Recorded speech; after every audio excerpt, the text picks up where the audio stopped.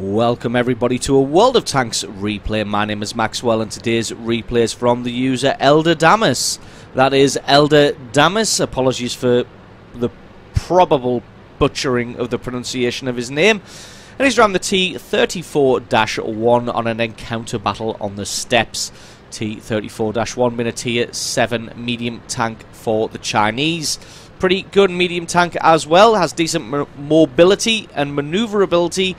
An okay gun for its tier, and it's able to really do some work. You see it has 175mm of penetration on the standard ammunition and 250 average damage. This thing is able to really make some big plays if you are skillful in its driving.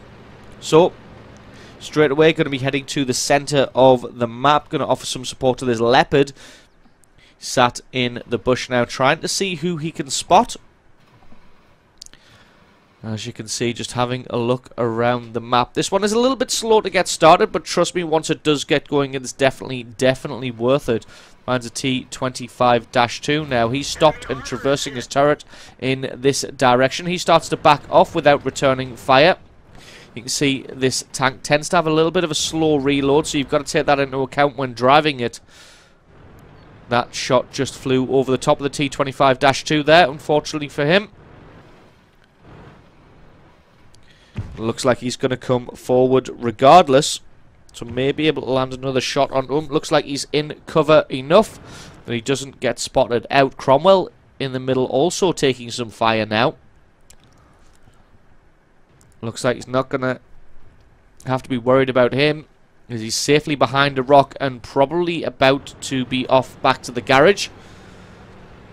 Looks like the enemy team hasn't really committed any forces whatsoever to this flank. They've put this T-25-2 on the flank, and the Cromwell's kind of sat half-arsed in the middle. Nobody really wanting to commit to this flank. Looks like the T-150 is taking out that A-43, so there's a T-150 somewhere. He's in the base all the way on that far left-hand side. Well, not far left-hand side, sort of centre-left. Eldoramus and the Leopard now going to be moving in, trying to get the last shot on this Cromwell. He does. That's kill number 1. T-25-2 was taken out some time ago. Now the two of them going to try and move in on this T-150. He's a little bit behind the rocks there, so going to be difficult to take out. Sounded like some artillery shells landing there. Well, looks like the Leopard has found the rat's nest. He's moved in and uncovered quite a lot of the enemy forces. Eldoramus thinking about ducking to the right-hand side, but decides to come over the top to try and offer some help to the Leopard now. Leopard gets taken out by this T-150. And they're all going to scurry back to the little hidey holes that they came from. Gun is reloaded now. Going to try and get a shot on this T-34.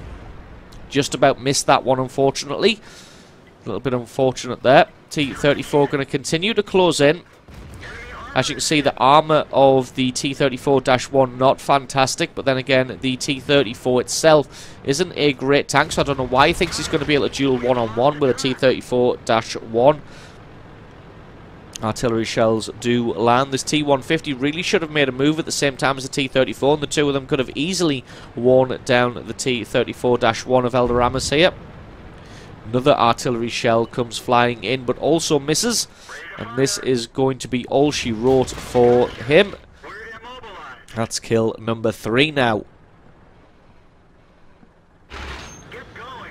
Now he's just got this T-150 to contend with. Backs off in an effort to try and get out of that 15-meter spot range, so that his camo kicks back in. Artillery shells still landing. Decides to come around the corner now. Try and get something on this T-150. Can see the top of his turret. And if the T-150 doesn't do something about this, he's going to be in trouble. He starts to charge forward, but Eldoramus is going to reload in time. That's kill number 4. Now it's time to move on. Still taking artillery shells pretty thick and fast. He's going to have to try and find these guys and take them out. They've really got it in for this guy. Looks like the rest of the enemy team is pushed all the way onto the north now.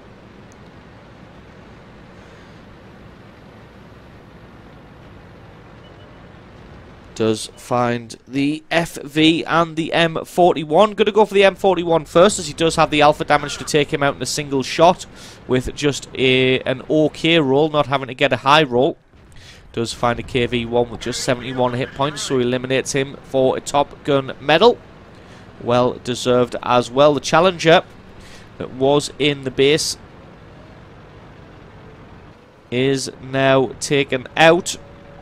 3 enemy tanks in and around the cap circle. This one could get risky. Although, to be honest, the enemy team's winning this one 12 kills to 10. So hopefully some of them decide that they want to go for the kills rather than the base capture, which would give the Allies a little bit more time. Looks like everybody bar one person has left the cap circle now. Elderhammer's still trying to hunt down this FV. Not sure where he's gone. The Allies not in a good position now. Like I said, losing 12 kills to 10. He's got a Tiger P and a VK-36-01 who, for some reason, I'm not quite sure of the logic here, for some reason they are following Elderhammer up this flank rather than traversing across the centre of the map towards the cap circle. Not really sure on the logic behind that one, as a Tiger P and a VK-36-01 aren't very quick, so by the time they do reach the position that Elderhammer is in now, the battle is almost certainly going to be over. Someone on the enemy team is having a little bit of indecision on whether to cap or not.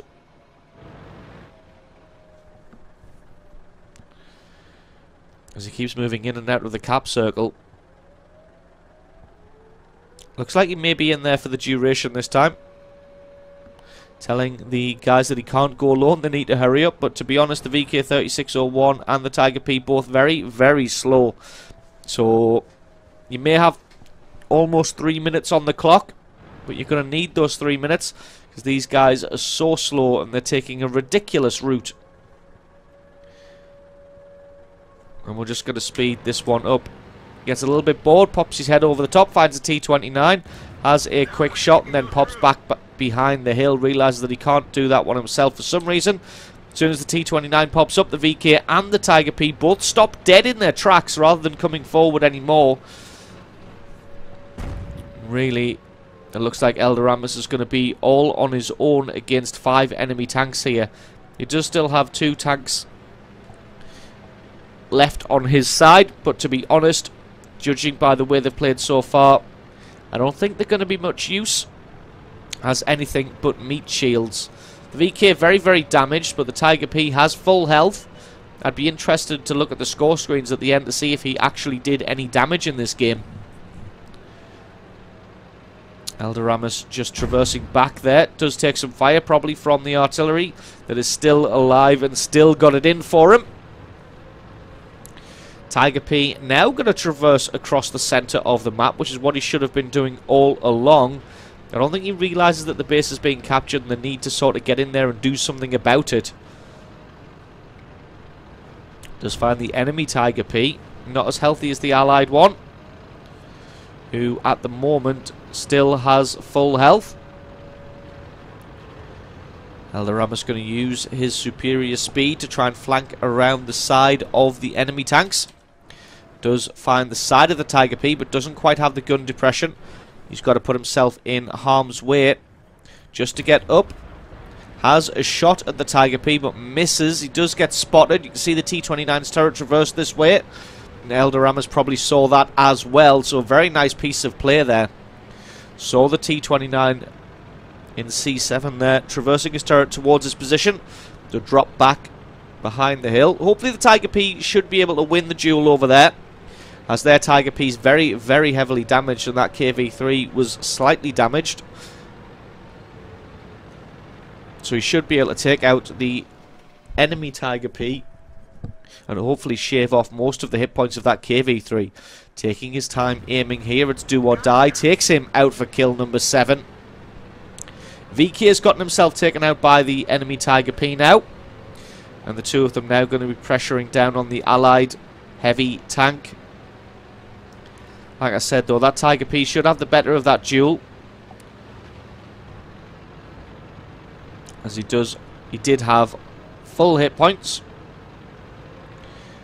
And it looks like nobody's going for the flank around. He takes out the first Tiger P.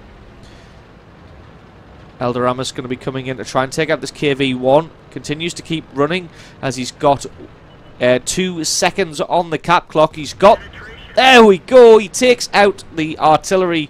Well, takes out his cap points.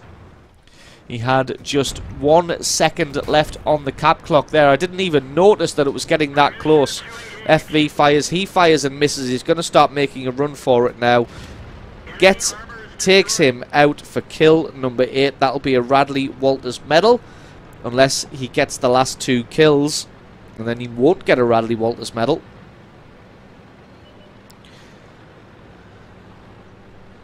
So going to have a look towards the KV-1 now. He really needs to get in there and pressure the KV-1 immediately, as he can't afford to allow the KV-1 and the KV-3 to get together. If the 2 of them manage to get together, he's going to find it very, very difficult to take either of them out. So he needs to go. He's got the KV-1 singled out at the moment. He needs to be sort of moving in and pressuring a lot faster than he is at the moment. Looks like the KV-1's got a bit of a death wish. He comes way out into the open, and Eldoramus is going to be able to use the terrain to keep himself safe and move in on the KV-1. Got to remember the KV-1's gun probably fires a lot faster than his does, although he does have the alpha damage. Finds the KV-3 now. They've both managed to link up, and this is the disaster situation. This is exactly what he didn't want to happen. So he's going to go ahead and use his speed and agility to get away from them, keeping the terrain between himself and the enemy tanks. He's got about 2.5 minutes left on the clock, so he can't take too long about this. Although he should play it carefully. He can't play it too carefully, or he's going to end up losing this one. Deciding to cut a wide berth now. KV-3 still in pursuit. Looks like the KV-1 hasn't come with him, so he may have been successful now in separating the 2 of them, splitting them up. Didn't quite get any damage through the turret there. Looks like the KV-3 is determined to press forwards. So Eldoramus takes out his track. Does take a big shot in the face himself. He can't afford to take any more of those. KV-3 comes in to try and ram him, but Eldoramus able to slip past and get alongside him. KV-1 going for a base capture now for some reason. Now, as you can see, the T-34-1 isn't the quickest tank, but it's faster than a KV-3's turret traverse. He's got to keep taking out the tracks, though, because if the KV-3 starts to traverse his turret and his body at the same time, he could be in trouble. He's just got a few millimeters of clearance. He gets to the hill for a little bit extra speed boost. Can he land one more shot? He can. That's kill number 9, and that just leaves the KV-1 in the cap circle. For some reason, the 2 of them didn't come together. KV-1 decided to leave his teammate out in the open, left him high and dry, and he got taken out. To be honest, the 2 of them, the KV-1 and the KV-3, should have gone for a base capture together, and that would have forced Eldoramus to come to them. He's got just 30 seconds now on the clock to take out this KV-1. KV-1 doesn't have the alpha damage to take him out in a single shot. Eldoramus gets a beautiful shot through his side armor. He's just a one-shot now. We should just be able to tank through this damage. The KV-1 can't take him out in one hit, but he can. KV-1 decides to drive forward for some reason. That is it. GG and the victory. Eldoramus coming up big for his team, picking up 10 kills, almost 4,000 points of damage, and like I said, winning that one for his team with, how many is that? I can't quite make it out. 5 seconds on the clock. Absolutely awesome replay there from you. Thank you very much for sending that one in. Don't forget, guys, if you've got yourself a great replay, then send that in to replay@screenreality.com. The link for that is in the description. Just attach the replay file itself or the link to the What Replay website to the email, and I can check that one out for you. And don't forget, if you enjoyed this video, you found it useful, informative, you learned something, or you just thought it was fun, think about hitting that subscribe button, because there's a lot more World of Tanks content on this channel. I've been Maxwell, it's been a World of Tanks replay, and I will catch you guys next time.